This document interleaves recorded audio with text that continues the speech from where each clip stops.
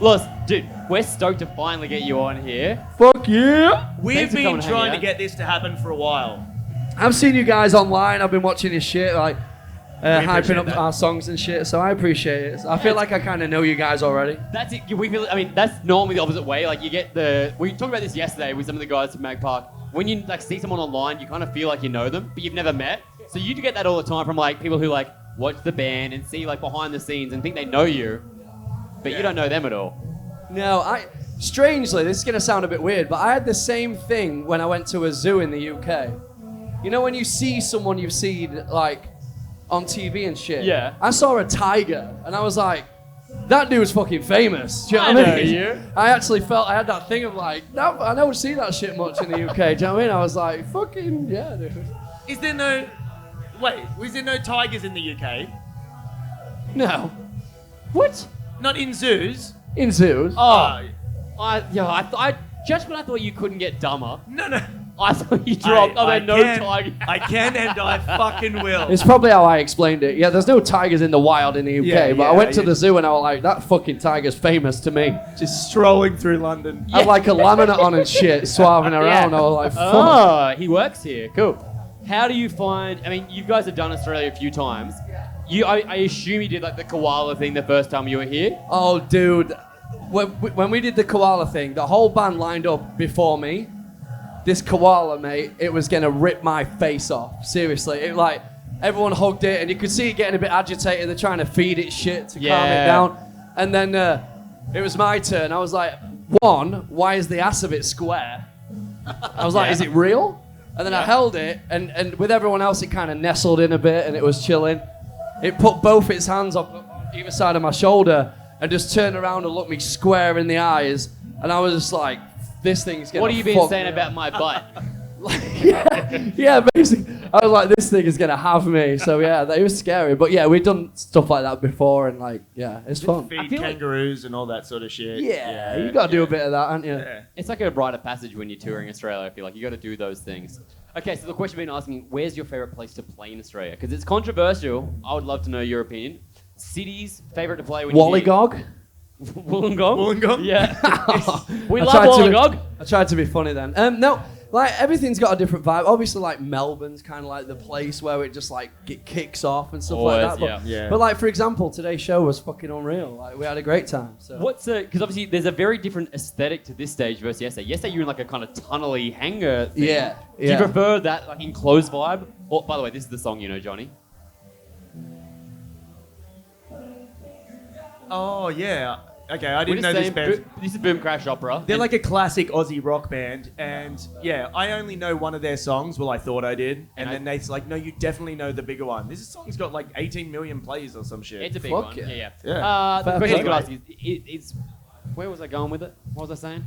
The whole vibe or the outside, out inside. Yeah, there we go. Someone's paying attention. I hate being that guy that's like both for different reasons, but you know, like.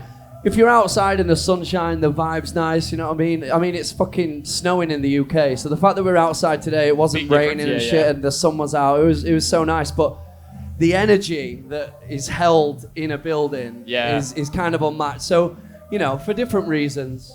Would you prefer, if you had to choose, over your own headline shows or festival appearances, what would you choose? If you had to pick one. Yeah, only 1 year you can only play headliners or only play festivals. What do you pick? Are the set lengths the same? Yes. Yes. So all the pressure. You get 45 minutes each set regardless. I'm capping it too. Oh. I'll say festivals, fuck it. Okay, why? Just because they're fucking fun to be around. The vibe, the party vibe. You can come off stage. Like, that's one of the best things that I think with being a musician and trying to make it a career is that you get to get guest lists to see so many other artists and shit that you might not necessarily get to do if you weren't. So like, I really like take the opportunity to walk around and see festival. I love meeting people that love our band, and I'm just that kind of guy. Like this shit suits me to the ground. Like, I love it. I feel like exactly what you said. You get that experience, not just like, new people get to see our band, but also you get to see more people and more like opportunities to have like environment changes rather than being like, club. It's the same thing every night. Yeah. It does be the same. Yeah. So when you come into a place like Australia, in the middle of summer, You obviously can't bring everything you want to bring. What's the essentials, like personal essentials that you bring? I mean, it's going to be quite boring. If I'm not touring where I have to do mental flight, I always like to take a skateboard. Oh. I love push. Like, it's a great way to push around cities, and That's you know a what I mean? great answer. No one said that yet. No one said that. Running shoes. Great. I do a bit of running too, so great for my mental health and shit. What shoes do you wear? I've got the Nike Gore-Tex ones at the moment. Okay, like the Pegasus Gore-Tex? Yeah. Yeah. Like 2s or something Yeah. like that. Yeah. Not the best. Yeah, great. Check out On Running. My When you're brother- talking, it's a running show now. My brother's got a pair of them. They're great. He says they're great. Yeah, real good. So I might get some of those Check 'em next. out, yeah. But I'm a kind of guy that I don't like, with my sportswear anyway, I don't like mixing my brands. You're preaching to the choir here. So, you know, like, if I'm Nike, I want to be fucking Nike all the way down, so I got the shoes, the See, socks. this is why Korn nailed this in the early 90s with the whole just fucking Adidas. and then they went to just Puma. That's Now what they're we're back to rocking in the Adidas. airports right now. The whole crew has got full Adidas tracksuits on. Yeah. If someone gets lost, you're just like, there he is. Yeah, we got it. It's easy to spot. I get that. I'll make the exception for footwear though. What about? Are you like you're rocking Vans today? Is that do you go into a festival with like style over function, function over style, heat? What do you? How do you plan it out? So Because you look fucking great, by the way. You look thank- fantastic. I think Thank maybe you. best dressed today. do you know what? I got the best dressed yesterday at the festival. What? Just I 2 days in a row. 2 days in a fucking row. No, I appreciate that. You know, like, from being an emo kid when I was younger, like, the whole style thing just comes in. Yeah. Massive fucking hair, backcombed, eyeliner, nail varnish, and Yeah. skinny jeans and shit. And it's We're always... still doing the nail varnish, just a little bit differently these Yeah, days. yeah. Yeah, I get It's that. the evolution of the emo kid. Yeah. Yeah, it's just... The fringe got a little shorter, but it's kind of goes with it for me. And for a long time as well, I just sunk into the fucking metalcore thing. I was just like, fuck it, cut the sleeves off a vest. I've got no cash anyway. Stay in the same fucking skinnies and sweat it out. Do you know what I mean? But like, yeah, you know. But you guys have recently, like, with the latest track, like, switched up the aesthetic quite a lot. Yeah. We haven't had a chance to talk to you about this. How's that all gone down? I saw your YouTube about the new song and stuff. Thank you. Yeah. How'd that all go down? It was Well good. received? It was good. Yeah. You know, I don't just want to be a good metalcore band. Do you know what I mean? That, like, we've done that for a lot of years now. Yeah. It feels so fucking boring. And how many bands now just nail metalcore? It's like so easy for bands to be metal. I mean, not easy, but you know, like, it feels like you There's can a lot run your more of them. songs Yeah, through yeah, the yeah. metalcore machine. And I think we're not getting any younger, and we just want to have fun. Just want to have fun, be a bit more flamboyant. And the message of that song, I remember you guys kind of saying it in your YouTube as well. Like, the message of that song is to praise the love inside you.